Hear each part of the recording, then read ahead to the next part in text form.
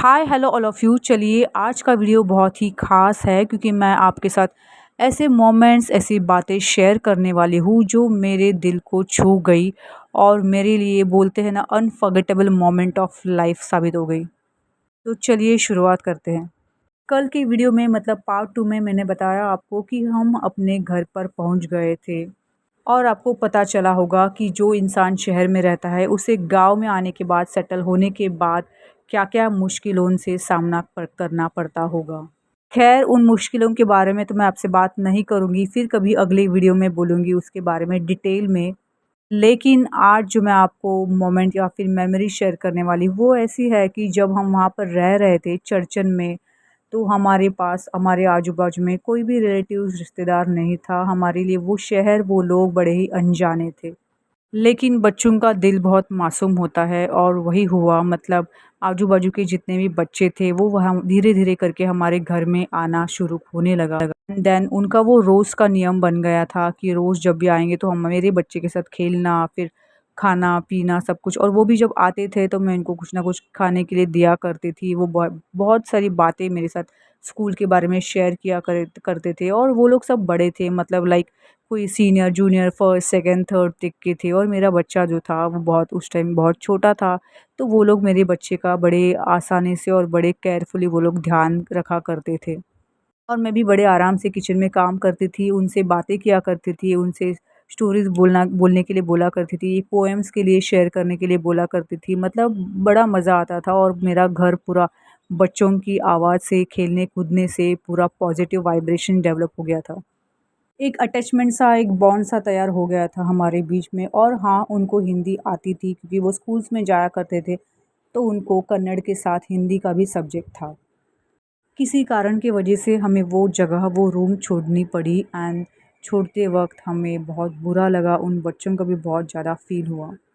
फिर हम शिफ्ट हुए दूसरे रूम में, उसी एरिया में। वहाँ पर जाते ही हमने एक बच्चा देखा जिसकी नाक बह रही थी और जिसके कपड़े भी काफ़ी ज़्यादा गंदे और मैले हुए थे। उस बच्चे को देखने के बाद मेरे दिल में सिर्फ़ एक ही ख़्याल आया, क्या मेरा बच्चा इस बच्चे के साथ खेलेगा? वाक़ई में दोस्तों, to be very honest, to be very frank, उसकी एक बड़ी बहन भी थी, वो भी उसकी काफ़ी अच्छी तरह से ख़्याल रखा करती थी। मैंने मेरे बच्चे को वहाँ पर उस बच्चों से मिलने के लिए बहुत काफ़ी बार मैंने इग्नोर या फिर अवॉइड करने की कोशिश की, लेकिन बच्चे तो बच्चों के साथ अट्रैक्ट होंगे ही। मेरा बच्चा उनके घर में धीरे-धीरे जाने लगा, फिर मैंने भी उसे नहीं रोका। आई थॉट कि मेरे बच्चे को भी किसी बच्चों की कंपनी चाहिए, वो बच्चे बच्चों के साथ ही खेल कर निखरते हैं। मैं तो वहाँ पर नहीं जाती थी लेकिन मेरा बच्चा वहाँ पर जाता था। मैं उसके पीछे-पीछे जाकर देखती थी वो लोग कैसे खेल रहे हैं, कैसे क्या कर रहे हैं। तो मैंने देखा वो लोग कैसे भी मिट्टी में खेलते थे, फिर ठंडे पानी से शाम के समय नहाते थे। मतलब बहुत ही ओपन एरिया भी था, ओपन माइंडेड लोग भी थे और सब कुछ वो लोग मतलब बिंदास करते थे। जितना हम लोग कॉशियसली प्रिकॉशन लेकर शहर के बच्चों को सँभालते हैं, वैसे वहाँ पर कुछ भी नहीं था। वो बच्चों को बड़े मस्ती से आराम से खेलने-कूदने के लिए देते थे। ना कोई बंदिशें थी, ना कोई प्रिकॉशन, नथिंग नथिंग। धीरे-धीरे करके मेरा बच्चा उनके घर में अंदर जाने लगा, तो एक बार मैं भी पहुँच गई कि हमेशा ये बच्चा अंदर जाता है, आके ये लोग क्या खेलते हैं वो देखने के लिए। सो मैं भी अंदर गई तो वो जो औरत थी, उस बच्चों की माँ, जो बच्चों का नाम था सोनू और मोनू, सोनू और मोनू की मम्मी उनको किचन के बोलते हैं ना जो किचन काउंटर जो रहता है वहाँ पर बिठाती थी और उन दोनों बच्चों को दूध और बिस्किट दिया करती थी और जब भी मेरा बच्चा उनके पास जाता था तो मैंने देखा एक दिन छुपके से तो उस औरत ने भी मेरे बच्चे को दूध और बिस्किट दिया और बड़े प्यार से मेरे बच्चे को वो खिला रही थी।